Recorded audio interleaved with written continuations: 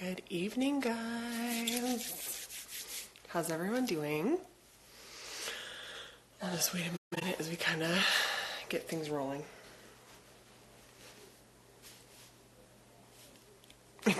It's apparently telling my followers that I have started a live video. Hey!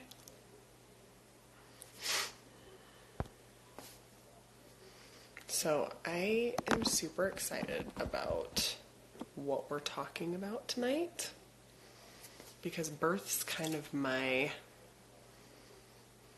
where all of my expertise really is. So I feel like spiritual midwifery is like my favorite.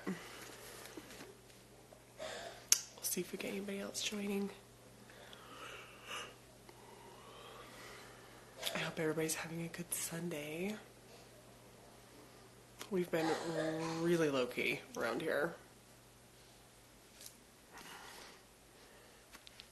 Hey, Debbie.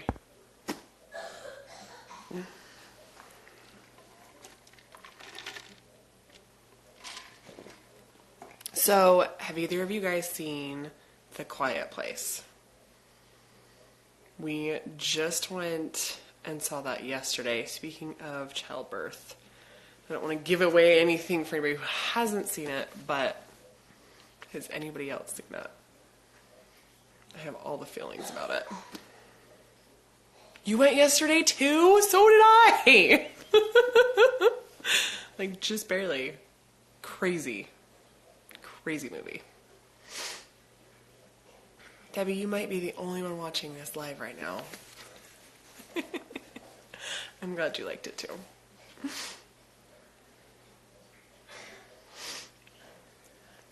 I just want to see if we can get like a few other people on, and then I can kind of get rolling. I guess I can start. I'll just start rambling about my background in childbirth, and we'll just see if we get some more viewers tonight. Yeah. So I used to work as, I know, right? My shirt, you guys. Spiritual midwifery. Anime Gaskin. So, for those of you that don't know, this is the midwife who wrote this book. She also wrote Iname's Guide to Childbirth, which is another huge favorite of mine, and Iname's Guide to Breastfeeding, which I also love. So, they're both really, really good. So, if you've never heard of Anime Gaskin, she's definitely someone you need to know. So, I love her. I love everything that she's written. I feel like she has a really good take on things. One of the reasons that I got into Anime Gaskin is because I decided I was going to have all my babies naturally because I was so tough, which it's just not a tough girl thing. It's like there's crying in childbirth, and that's really okay. But I have a medical background, so I was an EMT, and I was like, okay, I know I want to have a natural childbirth or an unmedicated childbirth, but I also want to have this baby in the hospital. So I'm not going to read anything about home birth. I am just going to read, medical stuff. So that's what I did when I was pregnant with my first baby. And it cracks me up because a lot of what I was reading was like hypnobabies and hypnobirthing, which just doesn't work for me. So hypnobirthing, their philosophy is a lot of like, you just kind of put yourself in hypnosis and then it's supposed to just not hurt. But the reality is it does. And so I, with my second baby, was like, okay, I know I want to have an unmedicated childbirth this time, but I need someone who will say to me, it hurts and this is how you deal with it. And that's how I found Anime. I feel like she is really realistic about the whole thing. But also so encouraging, because she's all about saying like, yeah, it's going to hurt really bad, but that doesn't mean you can't have a good time. So I think that's what kind of attracted me to her in the first place. The first book that I read of hers was Iname's Guide to Childbirth. And I feel like that is, spiritual midwifery is like super hippie. Whereas Iname's Guide to Childbirth is definitely like some birth stories from the farm and stuff, but it's not quite as, doesn't talk so much about like the energy and stuff. The thing though is that that's kind of why I love spiritual midwifery. So this book, I feel like it's a must read for all women. And the reason I feel that way, even if you're not pregnant, is because Ina May teaches you how to start trusting your body. And also, she talks a lot about original touch. Annie, you were born on the farm. That's so cool. I love that. I want to go there sometime. It has to happen in my life. I need to go there. I need to make the pilgrimage and go see the farm because I just think it's the coolest idea. Like, I just love it. I think it's so cool. So anyway, the reason that this book is so fantastic is because it really does teach you as a woman the beginnings of how to start trusting your body, how to start trusting your instincts, how to tune into yourself, like spiritually, emotionally. No way, 41 years ago. That is so cool. That is so cool. I'm so glad you're here talking about the slave. So, Annie, have you met Ina May? Tell me all about her. So I've watched pretty much all the documentaries about her and anything else I can get my hands on and read all of her books, but I've never gotten to meet her and I've always wanted to. I've had a couple friends that have been able to meet her as midwives, and I just think it's the coolest thing ever. Anyway, spiritual midwifery. So I went through today. So this is a book at this point in my life that I really do get out every once in a while and just read again.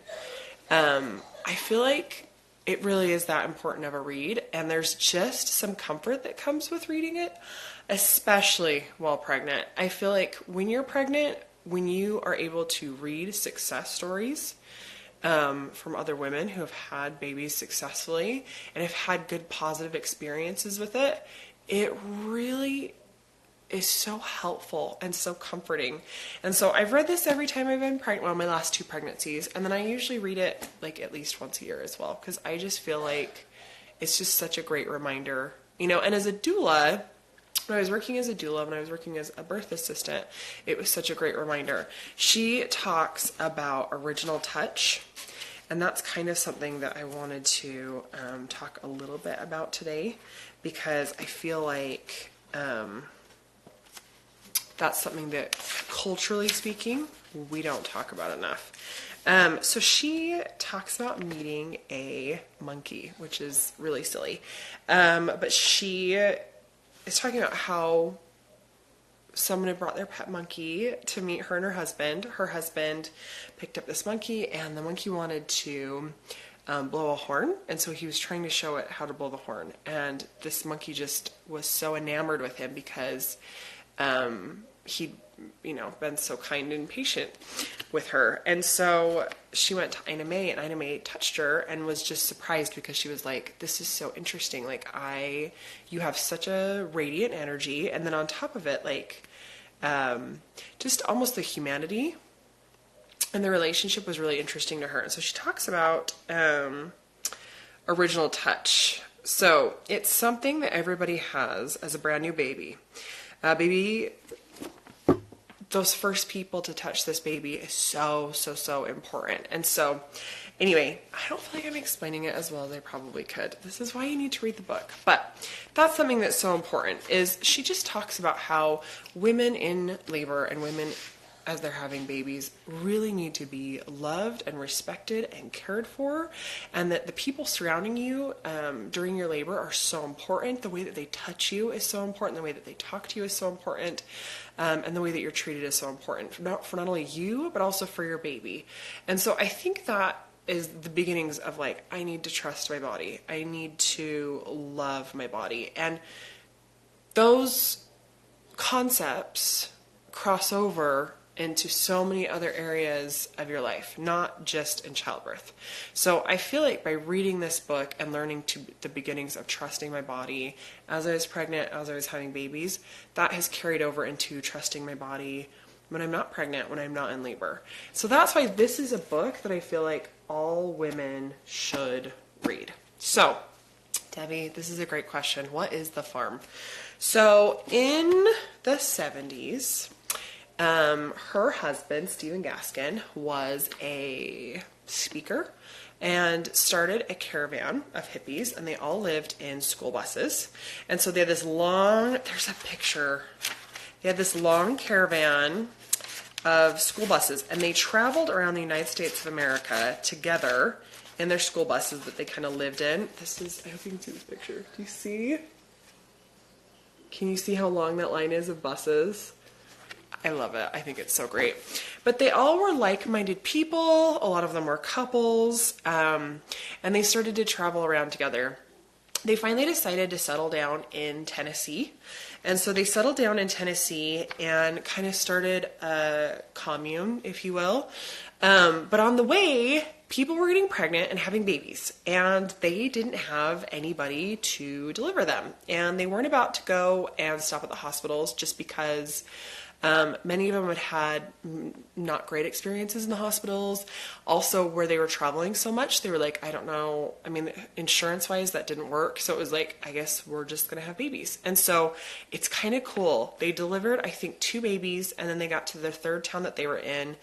And a doctor had heard that they were going to be in that town. And so he went and met with him, took her obstetrics textbook, and then talked about, here's what emergencies might come up, and here's what you need to do, and here's a couple supplies. So amazing. Like, they were really like blessed because they really did get some help along the way. When they got to Tennessee, Tennessee was a state, they do have some Amish there. So the idea of home birth was not like completely out there for them. And they realized then that they hadn't gotten birth certificates for a lot of the kids that were born along the way. So she talks about how that was kind of a pain to track them down. But thankfully, Tennessee was not unfamiliar to the idea. Handed them a stack of birth certificates and death certificates and said, good luck. So she started a relationship in Tennessee with another obstetrician. And he basically said, yeah, here, I'll back you up. Like, you just let me know. And so every once in a while they'd have to call him for help, but for the most part, they just kind of started delivering babies. And that's the kind of the point that she makes. She's like, I shouldn't be able to just start delivering babies one day and have such good statistics if this wasn't what we were meant to do. You know, because especially in the 70s, that was such the height of like, hospital birth and birth being overly medicalized. Like, episiotomies were still very standard practice. So typically what happened is you went in, your husband wasn't allowed in the room. They sometimes would push your labor along. Sometimes they'd let it go. Episiotomy, push your baby out, and then you might see your baby again a day later. Like, it was just a very different time to deliver babies. And so hospital birth was not particularly mom and baby friendly. And a lot of these women especially were like, I want my spouse in the room. And that was so unacceptable at the time. So they started doing home birth. And what's interesting, at the back, she actually publishes her statistics. And Ina May at this point is well respected in the birth community, if we're talking about this day and age, because she's done so well. So if you look at it, she has, let's see if I can find some stats, because this is kind of interesting. If you start looking at stats here in the United States versus hers, I want to say her C-section rate, I think, is 1.2%. And right now we're going on national average of like 30 to 40%. So here's the thing though. They were living on a vegan farm. The women worked through their pregnancies. They were extremely healthy. They had very low complications. So definitely, so this goes along with the midwifery model of care. If you go see a midwife, nutrition and mental health and physical health are all really important to midwives. That's something that you're going to discuss regularly with a midwife, and something that not always are you going to discuss with an OB. My experience with an OB, and I had a really great one, was 5 minutes of him coming in, measuring my belly, checking the heart rate, going, do you have any questions? And then leaving. And if I had written down questions, he was happy to answer them, but when it came down to it, there wasn't a lot of, how are you feeling? What are you eating? How's it going? So the 2 midwives that I've delivered with, my appointments were half an hour long. We were talking a lot more about how well I was taking care of myself, and my pregnancies are really miserable anyway. So we'll just generalize it and say, usually that's kind of how that goes. And so anyway, Ina May here in the United States is well recognized as a midwife and an incredible caretaker of women. Anyway, so the farm. So they're in Tennessee. She starts delivering babies. She starts training a handful of other women to help do it too, because she was pregnant throughout some of this. A lot of the women she was training were pregnant. Everybody's having babies, you guys. But the farm went on to, it started out, I think it was like 300 people. It swelled to 1,200 people at one point. They lived communally, so they shared everything. So everything was communal that they did, which is amazing. So they farmed everything together. They harvested everything together. They split everything up equally. They, shared goods and services with each other and lived that way. And something that really spoke to me is at one point they actually put newspaper ads out in New York and a lot of the other major cities and said, if you are stuck, if you are a pregnant woman and you don't know what to do and you're having to make difficult choices, or you don't have a partner that's supporting you, and you're having to choose between, abortion or carrying this baby to full term, come stay at the farm. We'll deliver your baby and you're welcome to leave them if you want to, or you can stay. And that really speaks to me. They just love women and wanted so much to change what was happening in childbirth and also, women's health. So anyway, I was going to read some of this opening too, because I absolutely loved it. So the way that she wrote Spiritual Midwifery is she tried to make a book I wanted when I was pregnant for the first time. Her needs were pretty simple. I wanted to know what birth looked like. I wanted to know what it felt like, and what would help it proceed the best way it could.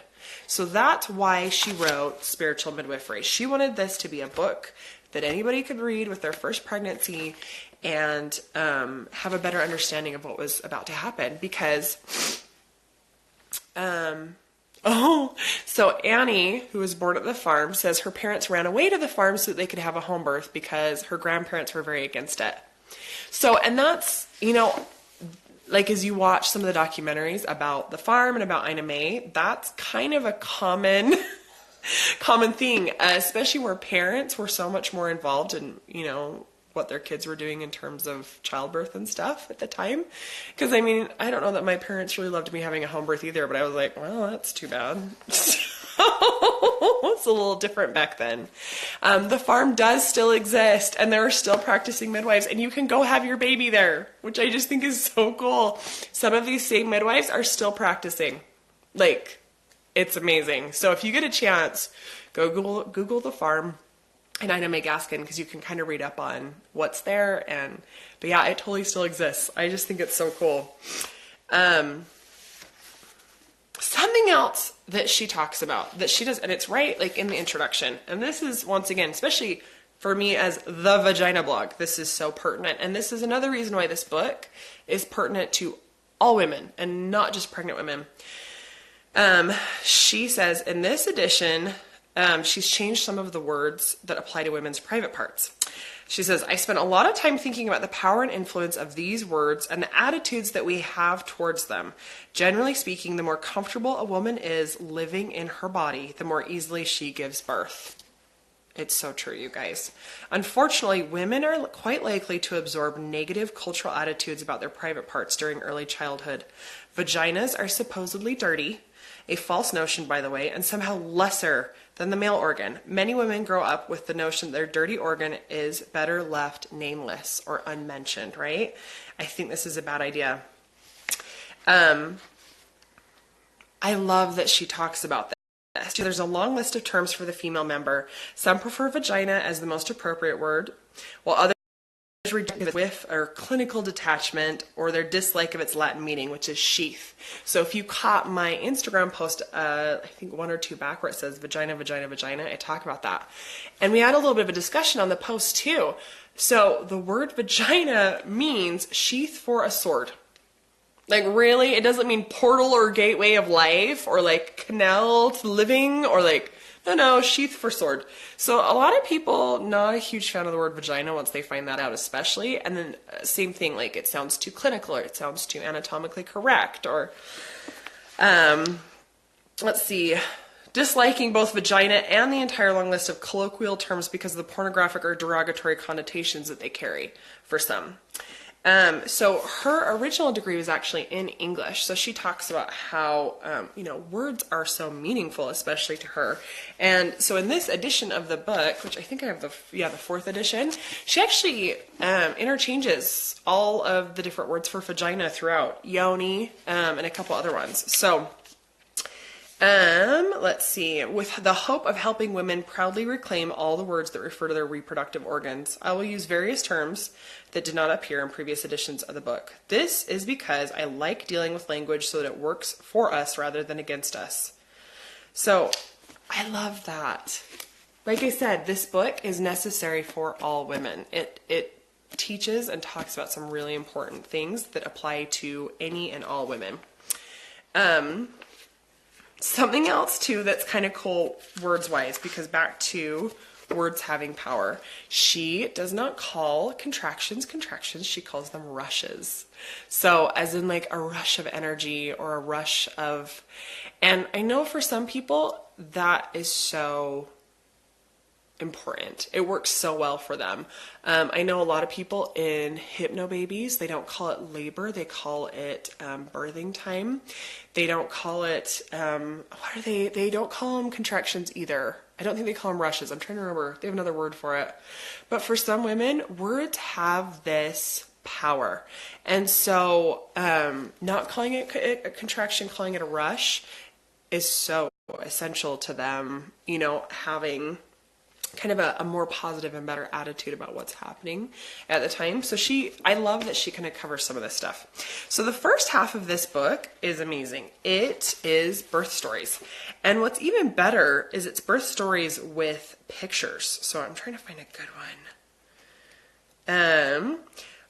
The thing is, like at the time and for a long time, look at these hippie pictures. Is that not the best thing ever? So, but she goes through and shows just like some childbirth pictures, essentially. Pictures that you would not, especially back then, and really up until recently, you wouldn't normally see. I mean, it's been in my lifetime that things like YouTube and, just the internet in general, I can go look up a childbirth now and see the entire thing from start to finish. I was able to just post a birth video on Instagram a couple of posts back. And that's recent. Instagram is just barely now starting to allow graphic birth pictures, graphic birth videos. And so I love that our generation this up and coming one is being raised seeing childbirth, or at least able to see childbirth. But 15, 20, 30 years ago, you were lucky to have something like this where you could actually see real pictures of what childbirth even looked like. I mean, I look back at what our moms went through and our grandmothers went through. Everything was behind closed doors.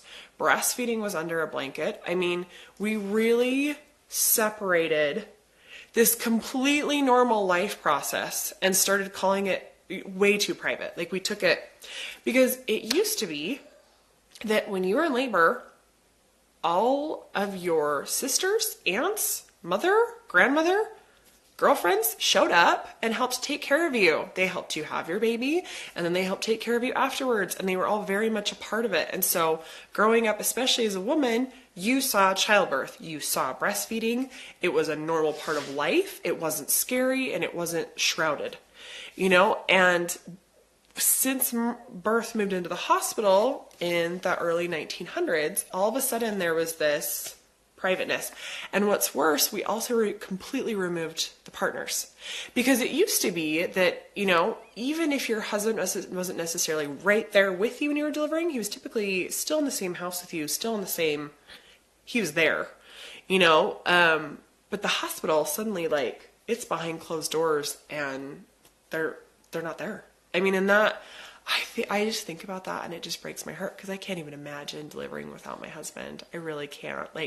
I feel like partners are such an important, necessary part of that whole process. They were there when the baby was made. They should be there when the baby comes out. And so I just want to shake people and be like, how did you guys let this happen? How did we let it get this far? So I'm so grateful, hospital birth, home birth, birth center birth, any of it, that partners are at least involved now and are so much more part of the process. but yeah, we don't grow up seeing a lot of breastfeeding still. I especially live in like a conservative community. I was also adopted. My mom's never breastfed before. So breastfeeding was a completely foreign concept for me. Being pregnant was a foreign concept for me. Birth I'd never seen before having my own baby. I take that back. I had been to one birth. It was one of my very good friends, and she ended up having a C-section. And so that's really all I knew. So books like this really were the beginnings, forever ago, of trying to say, this is what birth looks like. This is what birth sounds like. This is how things can go if you let them, because everything that she did really was completely unmedicated, and things just kind of took their course. And that's what's so fascinating. It's so confidence building to read some of these stories, because you're like, oh my gosh, this woman did that. Oh, that woman, she did that. Wow, all these women were able to do this. For me especially, it's so like, oh, I think I could do this. And so I really liked reading all of Ina May's stuff while I was pregnant, because, like I said, she wasn't like, hey, if you repeat this thing in your head, you won't feel anything. She was like, hey, birth's going to kind of hurt, but that doesn't mean it can't be a good time. And that's really my philosophy as a doula, as a birth assistant, is yes, it's probably going to hurt pretty bad. Doesn't mean it can't be an incredible and enjoyable experience, an uplifting experience, a fulfilling experience. Because after having had my last two unmedicated, that's totally how I would do it. Like, I can't even imagine going back to like having an epidural. Like, even though it hurts, you guys. So she is my homegirl. That's exactly right. She really is, though. Like, I love Ina May. So this is on page 234. It says, advice for the mother at the time of birth. And I thought that would be a good one to bookmark, because these are some really great ideas. At a birthing, the mother is the main channel of life force. If she is cooperative and selfless and brave, it makes there be more good energy for everyone, including her baby who is getting born. Giving somebody some makes you and everyone else feel good. You don't have your baby out yet to cuddle and hold, so giving the midwives and your husband some is giving your baby some. So connect with the people that are in your space with you. Connect with during a rush, keep your eyes open and keep paying attention to those around you and what's happening. If you feel afraid or if something is happening that makes you uptight, report it. Midwives can help sort it out until it feels good. This is so true. I've seen women who get so sucked deep into themselves, and then they start to spiral out of control. And so that's one thing that I've done as a doula sometimes, is had people open their eyes and look at me through a contraction or a rush and just say, hey, like, you're okay. This is overwhelming, but you're okay. Like, and been able to kind of pull them out of that. Because it's hard not to be scared sometimes. Talk nice. It will keep your bottom loose so it can open up easier. It's okay to ask for help, or to have people do things for you, like rub your legs or get you a glass of water. Be grateful that you're having a baby. Be grateful to your partner who's helping you. It's an experience that you only do a few times in your life, so make the very most of it and get your head in a place where you can get as high as possible. I love that. Like, she talks about kind of writing the energy of birth, and it's so true. Like, you really are on all these endorphins. Why not take advantage of them and just enjoy the experience? So anyway, she has a couple other ones. One thing that I posted to from her already that I love is that your body is not a lemon.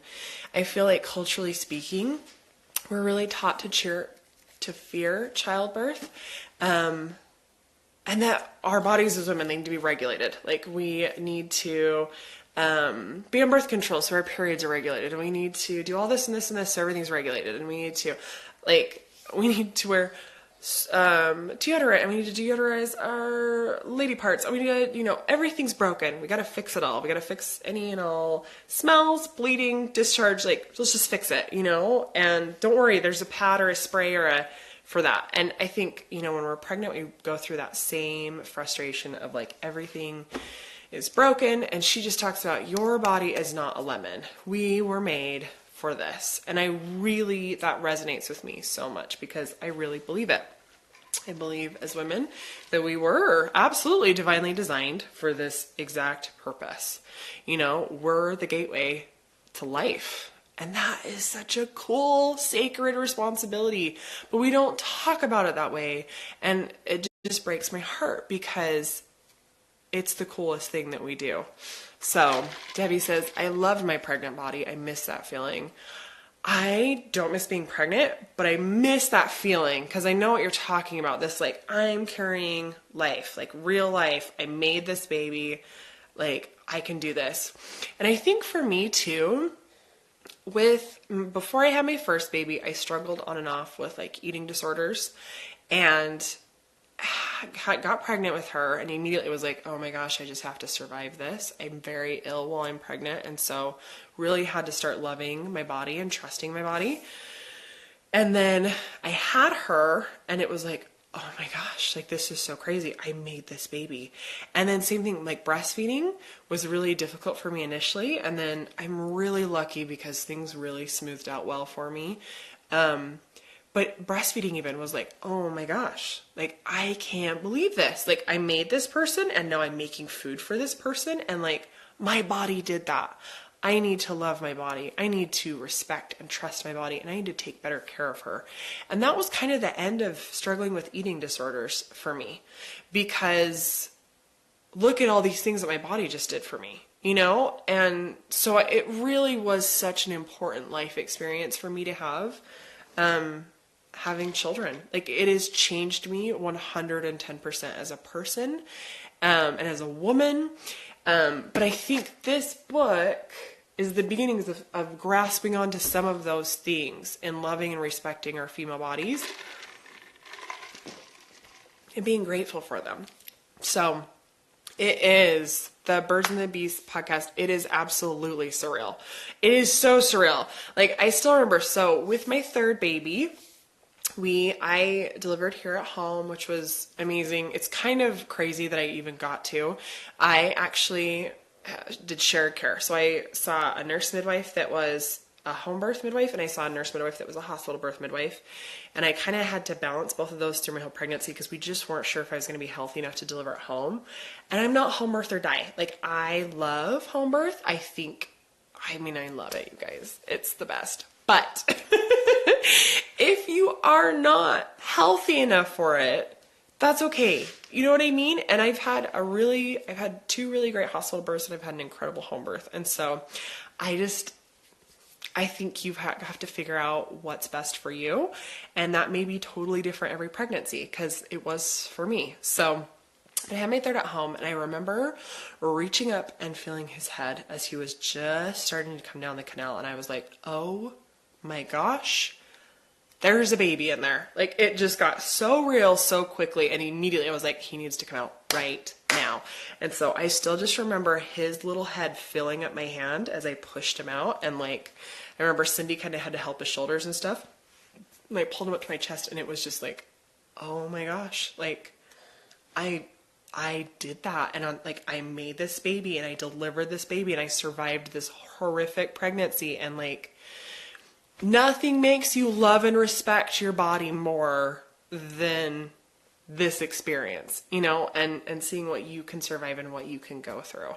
So anyway, I'm all about the childbirth, all about the positive vibes. And a lot of the reason I feel like that I have the attitudes that I have and that I've had the births that I have is because of Ina May Gaskin and because of the books that she's written. So if you get a chance, and I mean, this applies to all women, pregnant or not, even if you're like, you know what, I don't see myself ever having children, I still feel like this is such a good read. Even if you are 18 years old and far, far away from having children, such a good read. I've had so many people comment and say, this book changed the course of my life and my attitude toward birth and breastfeeding and women. And I really, you guys, it's true. Like, I feel like this is a portal that opens up the realities that childbirth can be. Because we don't know this this anymore. Like, we don't understand community like this anymore, and we can. Like, I have an incredible group of women that I spend time with, and I've been so blessed to get to go to a lot of their births as their doula or as their photographer or just being there as a birth assistant or a friend. And it's been absolutely amazing to feel that energy, you know, and to be there as just a fellow woman in this life experience that we get to have. Oh yeah, so Debbie, thoughts and knowledge to have before. If I could have a do-over, knowledge is number one I'd focus on. Same with sugar grenade. Yes, it's a good idea to educate before there's a baby that needs to get out of you. So true. Ashley, knowledge is power. You guys, it's so true. Like, I cannot recommend enough that women start thinking about these things beforehand. Monica, it might. I don't know. If you want to borrow it, you can borrow it from me because it might help with birth trauma. There's just a wholesomeness to this entire book that I could see being very healing. I'd be curious. I'd want you to read it and then let me know, because that would be a really neat thing to further talk about.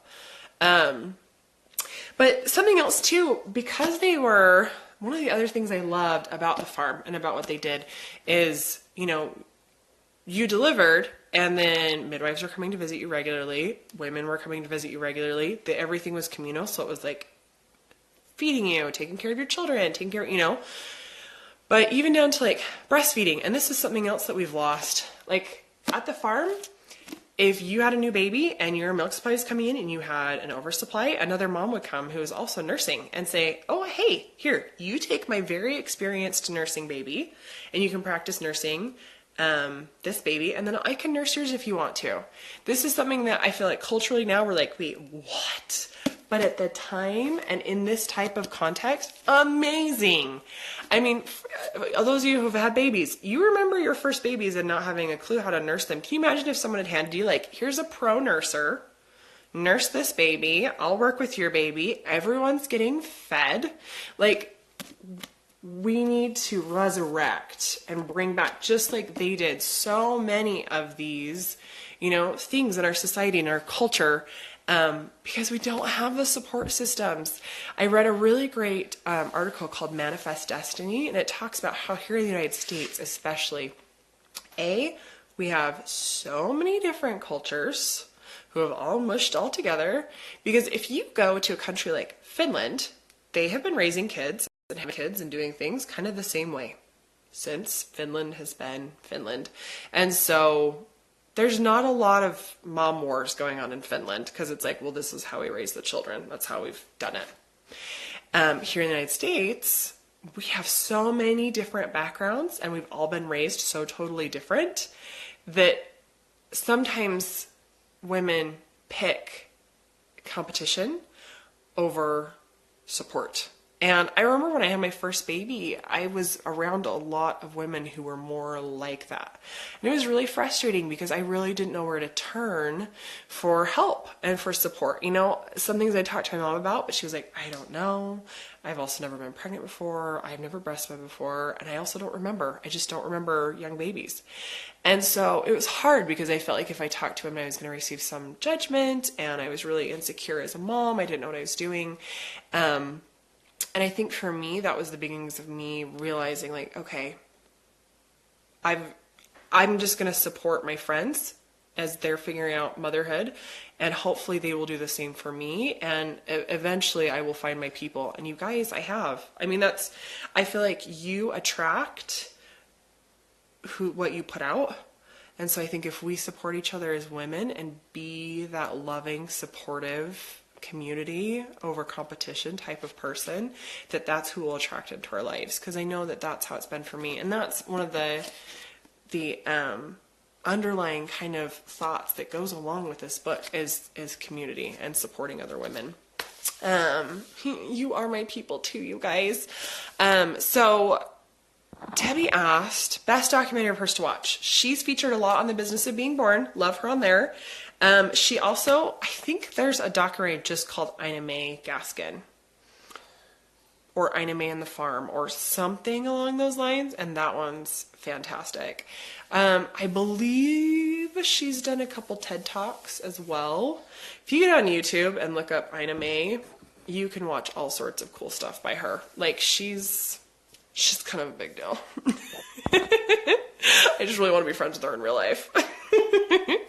But anyway, do you guys have any other questions for me about birth, about spiritual midwifery, about Ina May Gaskin? Send them my way. If you didn't get a chance to watch all of this, I was a little bit all over the place, but I'm going to put it up for 24 hours, so feel free to go back and watch the whole thing. And then I'll try to post it on the blog as well with a little bit more information about spiritual midwifery and childbirth. And I think I'll probably do another live, maybe later on this week or next week, more specifically, just about unmedicated birth and how to go about that and what I've kind of seen work well as a doula and birth assistant. So stay tuned for that. If you guys have any questions, please send them my way. Let's see. I missed if you said, but what's the second half of the book about? So, spiritual midwifery. First half is birth stories. The second half is super cool. It basically goes through and talks about, like, it has educational stuff for midwives, and then it has educational stuff for you as a pregnant woman. And it talks about, like, lab work, basic equipment for prenatal care, what to expect at your first checkup. The stages of labor. So it talks about, like, first stage, second stage, transition, like, bleeding, how to tend and take care of the baby, what they should look like after they're born. So it's kind of cool because it's almost like it's a textbook for a midwife, but also, super informational for you as a woman, especially if you haven't gone through this before. How can men best support their partner's experience in birth planning and working through body changes? Go read The Birth Partner.